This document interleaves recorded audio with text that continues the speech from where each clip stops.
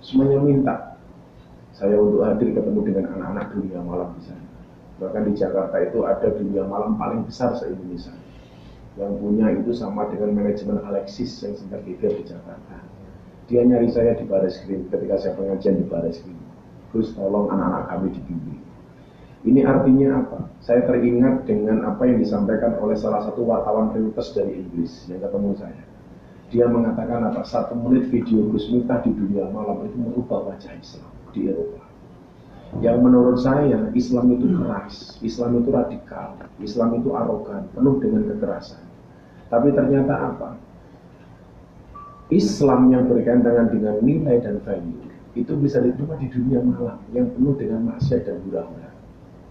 Artinya apa? Saya kemudian ini berharap ini menjadi penyemangat kita di sini. Bahkan komunitas lesbi dan gay di Hong Kong itu minta saya datang. Dan ternyata apa? Pelakunya tidak hanya orang-orang Hong Kong, TKI itu juga ada. Yang hari ini gabung di klub gay dan lesbi di kafe.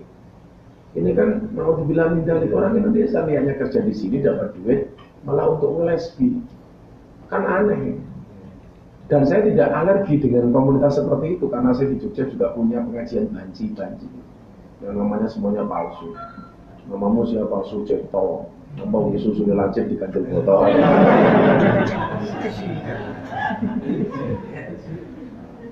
Suzuki, sebagai susu bono kaos kaki. Sampai siapa Sukarlan. Langsung lekat meninggalan. Jadi kemudian saya membuat analisis anak-anak di luar negeri, terutama di Taiwan, di Hong Kong, di Korea, dan beberapa tempat lainnya. Itu kan semuanya punya ini hari ini. Semuanya punya HP, semuanya punya Instagram, ya kan? Semuanya punya Facebook. Kenapa tidak kita maksimalkan untuk dakwah?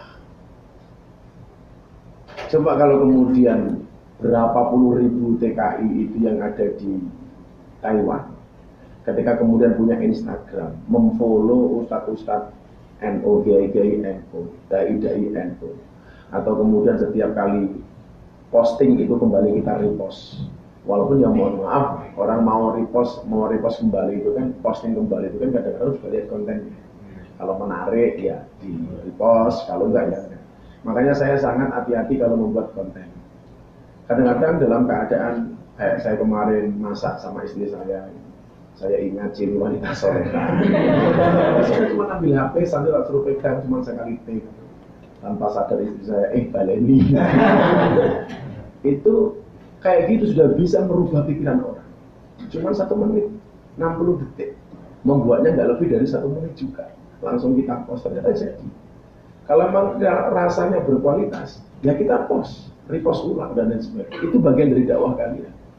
Artinya apa? Kalau besok waktu kalimuna aidhim, tangan kita harus mendapatkan pertanggungjawaban di hadapan Allah. Mereka bilang, untuk apa jari kamu kemarin kamu gunakan di dunia? Untuk repost hal-hal yang baik, untuk posting hal-hal yang bersifat dakwah, bersifat Islam.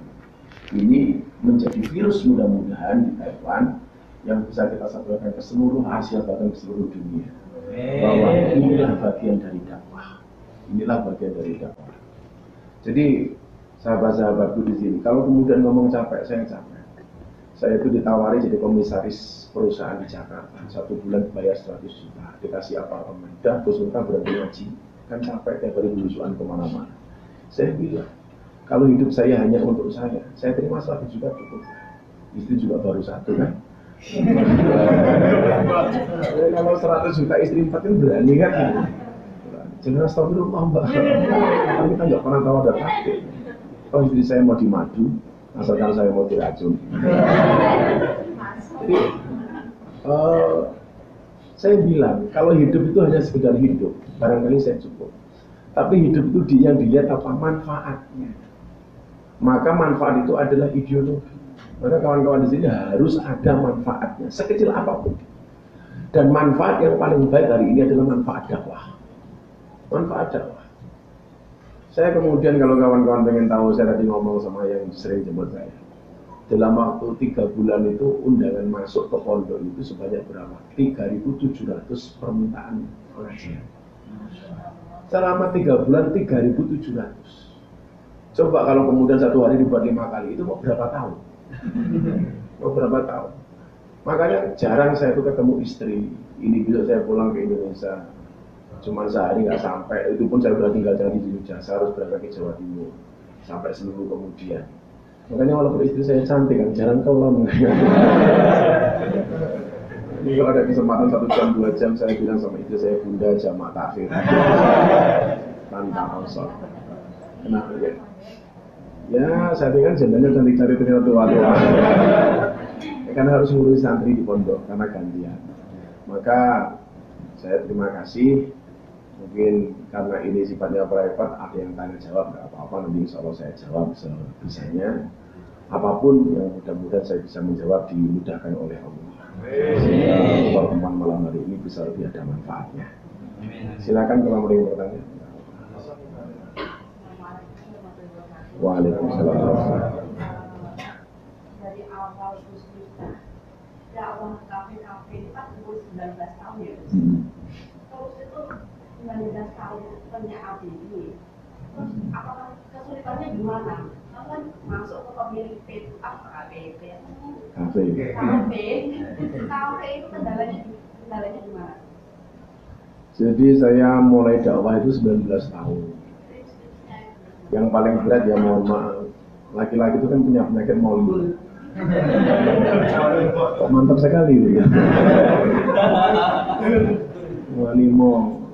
Dan sebagai seorang imam itu harus tahu kelemahannya di mana. Kan ada orang yang sukanya main, ada orang yang sukanya mabuk, ada orang yang sukanya maling, ada yang madat, ada yang medok. Lah sebagai seorang imam itu harus tahu kelemahannya di mana. Maka sebelum saya masuk, saya punya tahu kelemahan di mana. Oh, kelemahannya di medok. Maka bagaimana caranya saya mensiasati supaya tidak terjatuh di persoalan seperti itu, digulai ilmu nih. Maka kemudian saya punya konsep. Manusia itu membedakan dengan malaikat apa? Malaikat itu dikasih iman tapi nggak punya nafsu.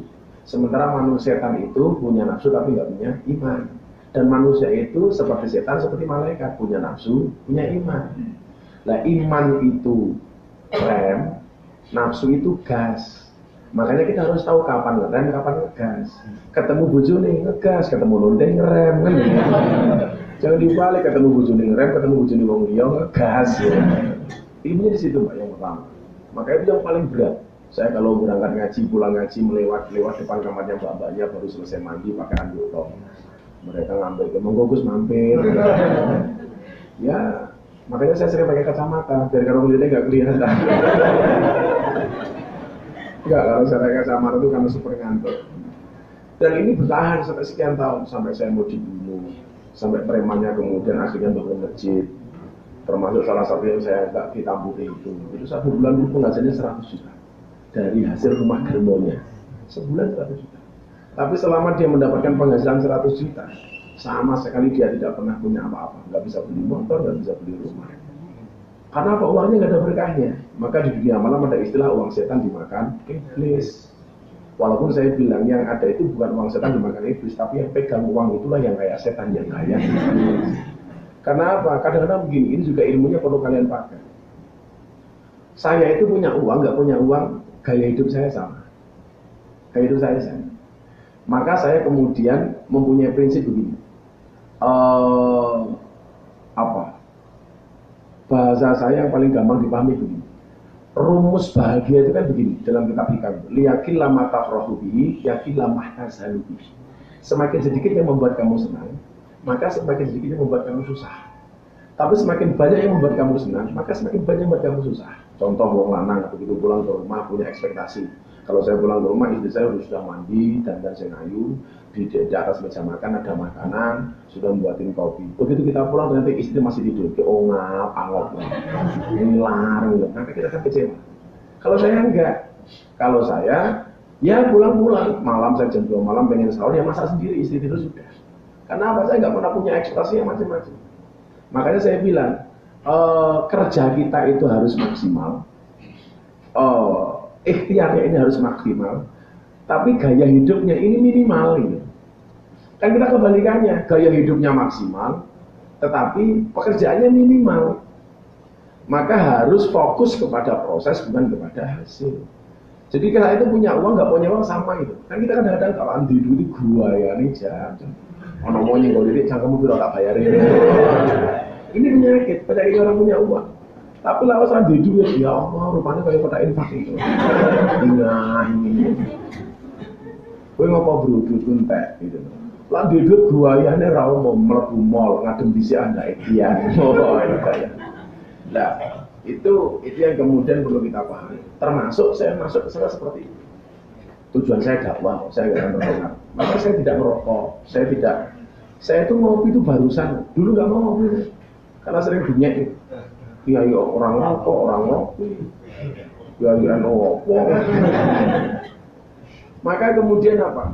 Bukannya saya nggak doyan rokok, tapi saya memelihara diri saya untuk sifat tomak, ngarep-ngarep. Kalau saya ngerokok jamaah datang, pasti walaupun saya nggak minta jamaah itu mikir, kayak ini rokoknya apa ya? Oh iya. Coba kalau masih dalam keadaan ngerokok, pasti panitia siap-siap, gusi ke rokoknya apa? Tapi karena kalau saya nggak ngerokok, maka panitia tidak perlu siap-siap. Saya sampai membentengi saya seperti itu. Makanya itu dalam rangka membentengi diri. Teman-teman saya yang ikut, aku tak melu awakmu Gus ning kafe, terjerumus mbak. Nggak cuma ngerokok ya pada akhirnya minum dan lain sebagainya. Orang itu kalau udah minum maksiat yang lain pasti dilakukan, mau dibilang enggak. Dan saya menjaga itu. Maka saya punya prinsip, kalau saya minum, saya tidak berat memberikan ceramah kepada para peminum. Maka yang ingin saya lakukan satu, membersihkan tempat yang kotor, bukan mengotori tempat yang bersih. Prinsipnya ini. Saya ulangi ya, membersihkan tempat yang kotor, bukan mengotori tempat yang bersih. Lah miso-miso nemburi ada gambar wali kiai jenenge mengotori tempat yang bersih gitu. Maka saya akan membersihkan tempat yang kotor. Lalu kalau kemudian godaannya apa banyak? Bagaimana saya lobby dengan orang-orang pemilik tempat usaha banyak. Saya mau dibunuh, saya mau dipukuli, diancam dan lain sebagainya. Ya saya nggak pernah khawatir. Karena apa? Innallaha ma'ana. Karena Allah pasti bersama kita. Saya kemarin di Jakarta buka pengajian sebuah tempat maksiat seperti itu. Saya dikeroyok banyak preman. Saya nggak mundur. Amburiku sumur, nyemplung. Jadi gitu ya. Yang lain?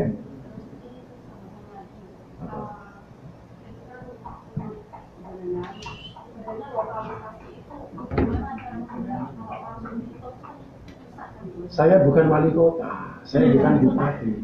Tanda tangan saya nggak laku.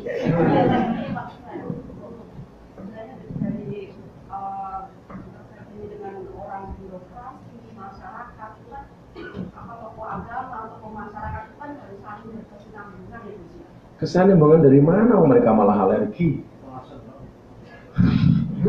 Saya kan pernah dialog sama salah satu tokoh 212 di TV. Kan saya dibilang memalukan dakwah saya.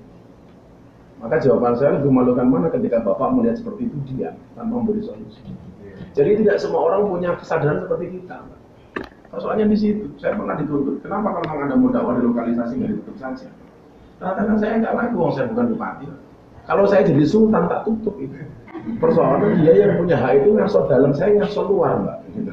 Bukan ngasih dalam gitu.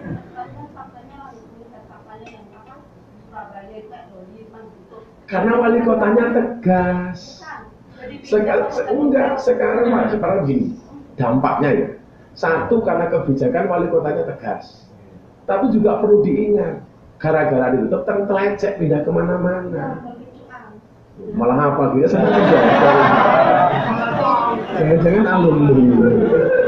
Jadi kayak saya dulu. Oh, kalau Anda ngaji di kafe berarti mendukung keberadaan kafe. Tidak. Tapi bagi saya, ingat dengan pesannya Gus Dur, semua tempat usaha yang mendapat legalisasi dan izin dari pemerintah berhak mendapatkan usahanya dengan nyaman. Kalau nggak ada izin, boleh kita tutup. Maka saya lebih sepakat anak-anak itu minum di kafe daripada minum di pinggir jalan. Nah, naik kafe itu kan umur masuk dibatasi.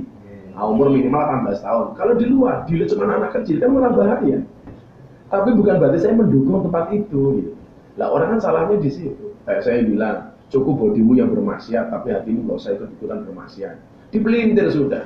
Kata Gus Miftah, maksiat nggak apa-apa, asalkan hatinya ada Allah. Kan bosok tangan gitu.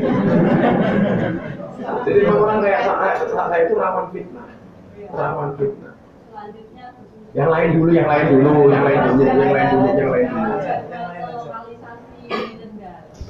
Oh, ini ini berarti alumni sana. Masih banyak yang harus saya urus, Pak. Nah, jadi nggak cuma di lokalisasi. Ya. Waalaikumsalam warahmatullahi wabarakatuh. Terus kenapa menurut panjenengan itu orang yang bekerja seperti itu yang dalam arti negatif, apakah termasuk takdir itu kan? Apanya? Orang yang bekerja yang saya negatif seperti itu, apa termasuk takdir itu? Apanya? Yang berdalilnya. Takdir itu kan ada yang tidak bisa memilih, ada yang bisa memilih. Takdir Anda bisa memilih nikah dengan siapa, tapi Anda tidak bisa memilih mencintai siapa. Kan cinta itu dari Allah. Saya takdir bisa memilih. Saya ngomong di depan kalian, milih dalam keadaan duduk maupun berdiri. Itu saya bisa milih nggak? Bisa. Itu mereka seperti itu. Sebenarnya kan ada pilihan lain. Ada pilihan lain. Maka sebenarnya bukan takdir. Wong ada pilihan lain kok. Nggak cuma dodol proto. Kan bisa dodol jahe, bisa dodol kayak Bu Umi kan, bakso. Artinya apa? Bagi saya itu bukan takdir. Pilihan yang salah, pilihan memilih takdir yang salah, bukan kehendak Allah yang mutlak. Seperti saya mencintai siapa. Kalau saya berat memilih mencintai siapa, kan saya ingin mencintai orang kasih. Tapi nggak bisa, kalau saya sama istri saya yang memilihkan Allah. Jadi takdir itu ada yang langsung memang dari Allah, ada yang bersifat pilihan. Kalau kamu masuk rumah makan, ini mau makan bakso atau makan tengkleng, kamu kan bisa milih. Kan nggak orang kamu harus makan tengkleng, enggak. Artinya itu takdir yang memang dia pilih sendiri, bukan ditakdirkan oleh Allah langsung di tempat seperti itu. Kalau di dunia malam saya beda lagi. Lagi gimana Gus kalau saya nggak kerja di sini, belum dapat rezeki, belum dapat penghasilan dari tempat yang lain. Ya kamu syukuri saja dulu sambil ikhtiar untuk mencari pekerjaan yang lain.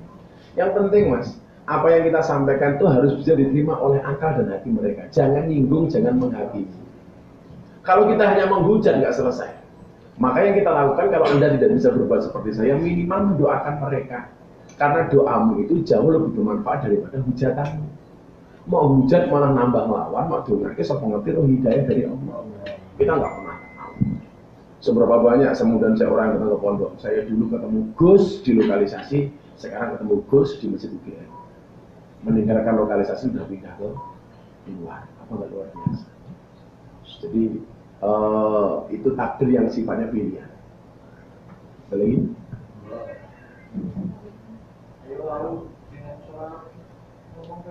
Apa pengen belakang ke sini nih gini?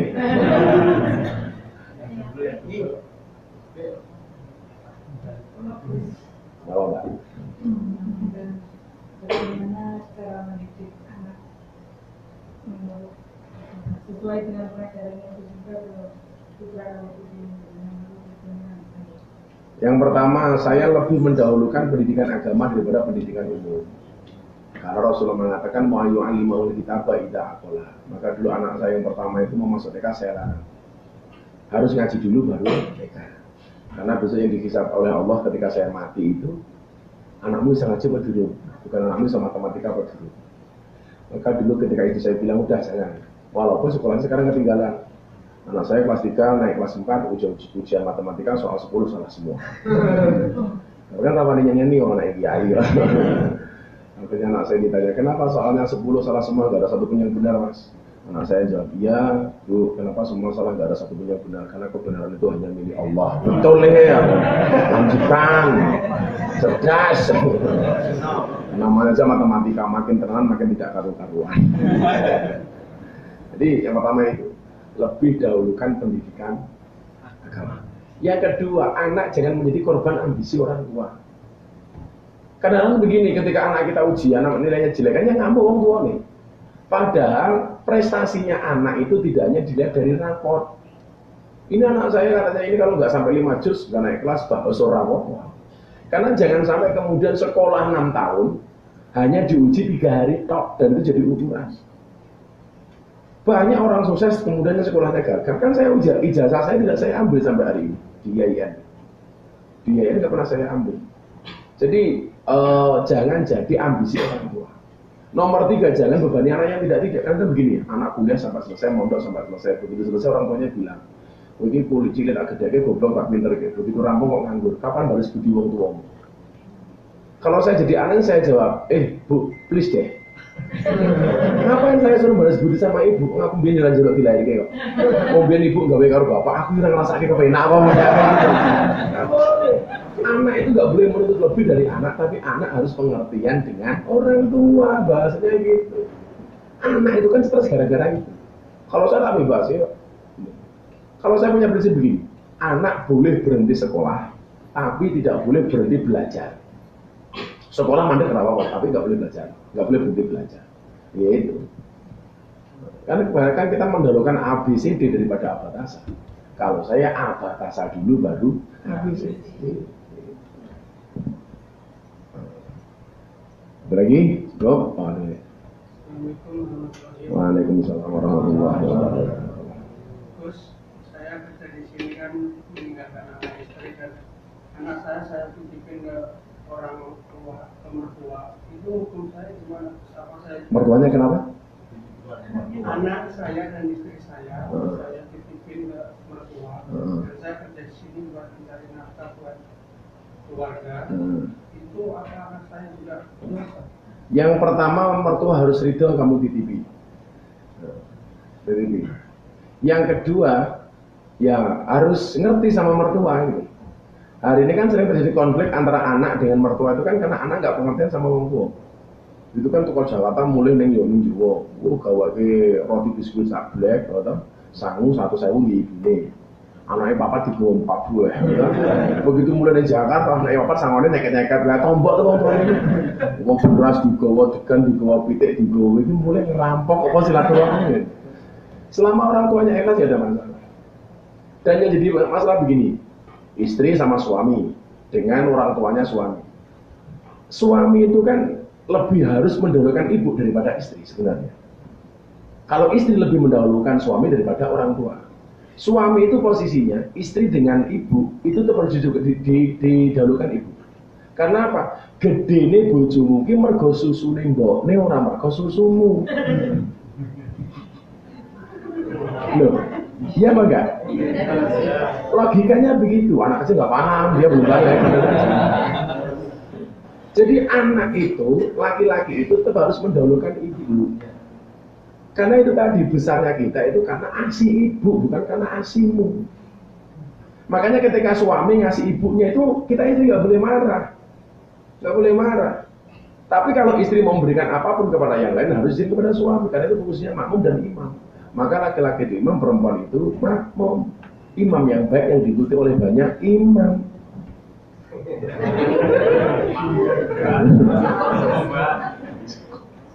Tidak apa-apa, asalkan ridho. Kamu terkirim. Jangan anak kamu itu kan sama mertuamu, tapi juga kamu nggak ngasih kiriman, kabeh diblekin orang tuamu ya, nanti jadi masalah. Ya kalau harus bekerja seperti ini, tetap saja hasilnya dikirimkan kepada mereka. Kan nggak ada masalah. Jadi saya itu paling susah kalau jawab pertanyaan dosa dan pahala. Karena dunia saya seperti itu.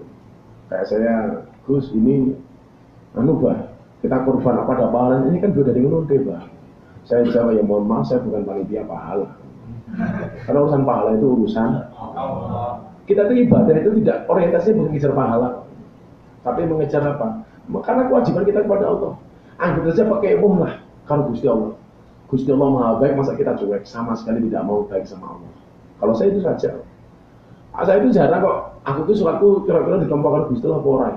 Saya ditakdir merupakan salah seorang yang bisa sujud saja saya sudah syukur. Makanya kemarin di Korbuser surat seperti itu. Saya senang dia ditakdir untuk bisa surat maghrib saja saya sudah senang. Kenapa kok masih dicereweti? Itu Gus Miftah ngajarinya Fatihah dari Korbuser nggak fasih. Orang fasih di era esok kok tak fasih-fasih. Masa aku yang ngajari di Korbuser ayo. Alhamdulillahi malah melayu deh. Stres dasi. Orang ngono dasi spontan apa meneh. Jadi saya itu minimal banget ya. Meminimalkan banget kerja maksimal gaya hidup minimal. Itu keren gitu. Jadi coba prinsip kamu itu kerjanya maksimal gaya hidupnya minimal. Itu keren. Maka yang penak itu sumakar. Sugih macak kiri itu jauh lebih enak daripada kiri masuk. Kiri macak sugih. Silakan. Sumaker sama kir masuk. Kalau saya milih Sumaker, Sugih maca kiri. Lagi ya kirinan, kiri tenanan.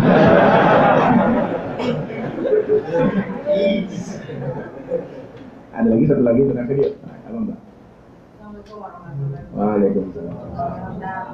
Ini mau tanya ya, kan suami saya pas nikah sama saya kan alhamdulillah udah masuk Islam.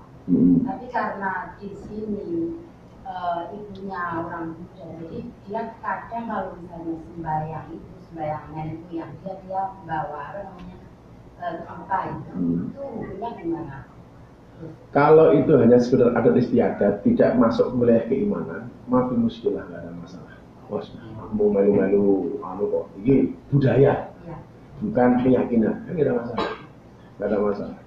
Contoh begini, orang yang menggunakan nomor HP XL ketika berdiri di bawah tower Simpati, kira-kira sinyalnya hilang nggak? Enggak, tetap ada sinyalnya XL. Orang kok lu dengar Simpati, wow, berubah jadi Simpati. Enggak. Sama halnya ketika kemudian hati kita ini beriman kepada Allah, masuk di dalam gereja sekalipun tetap saja nggak akan terpengaruh. Makanya kemarin saya sempat ramai gara-gara segitiga Illuminati yang masih di Bandung itu. Setiap yang segitiga katanya Illuminati, makanya saya khawatir pakai sempak. Saya nanti khawatir sempak saya disebut Illuminati. Dirazia lah cilok, copot sempaknya. Ya karena itu, kalau orang itu imannya sudah bagus mau dimanapun kapan juga. Saya masuk gereja biasa. Tapi apakah ketika saya masuk gereja iman saya jadi berubah? Enggak. Sama aja ketika budaya seperti itu, anggap saja budaya bukan ritual ibadah. Ya cukup kalau mau foto bareng-bareng sih 5 orang foto berapa itu satu-satu. Itu kita akhiri dengan doa subhanakallahumma bihamdika asyhadu an la ilaha illa anta astaghfiruka wa atubu ilaik walhamdulillahirabbil alamin. Saya besok mohon pamit, doakan sehat panjang umur. Bisa bertemu lagi di lain kesempatan. Amin. Assalamualaikum warahmatullahi wabarakatuh.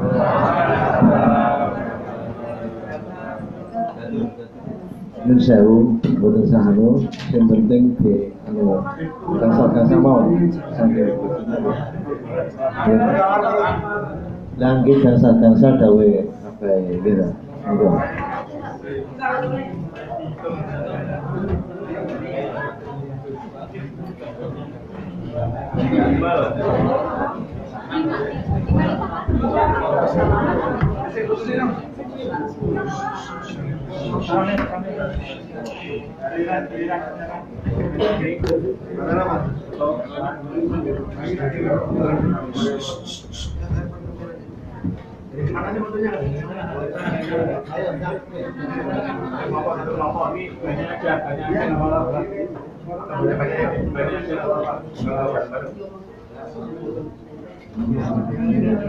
Di belakang banyak-banyak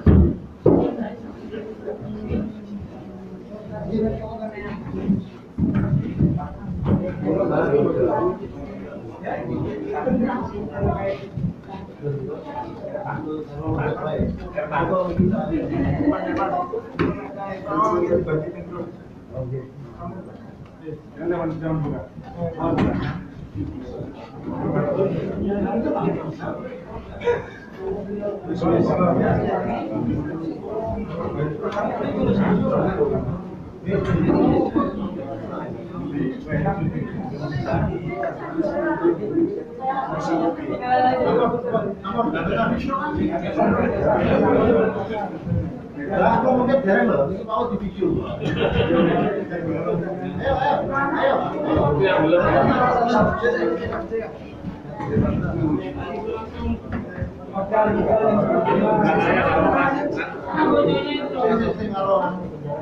Keluar.